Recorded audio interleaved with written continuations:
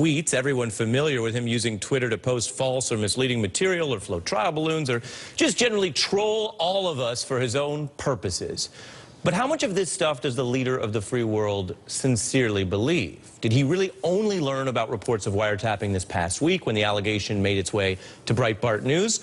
Why didn't he consult his own FBI director before going public? An FBI director confirming today to NBC that he's asking DOJ to reject the president's unproven claim. And does Trump not believe the facts are available, or does he not care?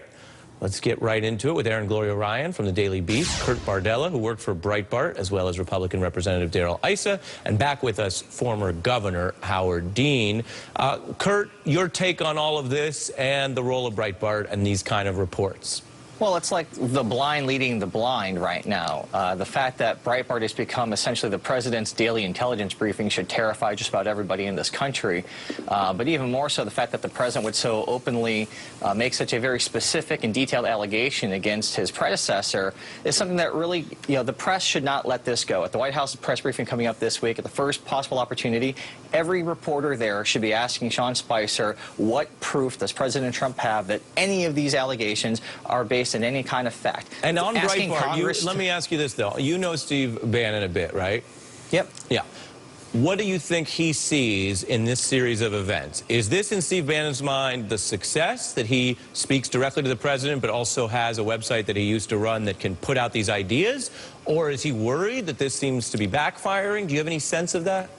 I mean, I feel like that, in Steve's mind at least, Breitbart is essentially a propaganda platform controlled by the White House, and that whatever you see on the pages of Breitbart on any given day are really the inner thoughts and agenda for what Bannon wants this president's administration to look like. Kurt, where does it go from here? And do you think that there's ever a moment where, again, according to that reporting, there was some tension, Bannon didn't go on the trip, that's a public fact we know, which suggests maybe Trump didn't feel like having him around this weekend. Palace intrigue, sure, but do you think there's ever a time where Donald Trump suddenly feels ill-served by this level of misinformation?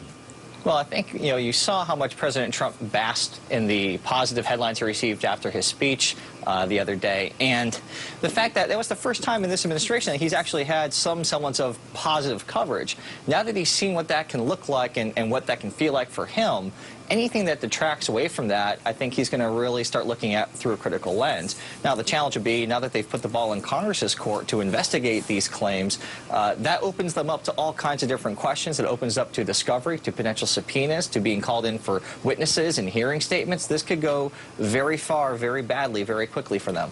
And Governor Dean, on the substance, Al Franken speaking out here about that now momentous exchange with Senator Sessions, and they may have helped lead to the recusal, interestingly enough. I mean, there's a theory out there of, oh, nothing matters and it's all a mess, and then there's, oh, no, actually, a well-framed question and a response under oath may actually change the nature of an investigation. Take a listen to Franken, and Governor, I'll get your response on the flip. Former Governor Dean, Kurt Bardella from Breitbart, and Aaron Gloria Ryan from Daily Beast, thank you all.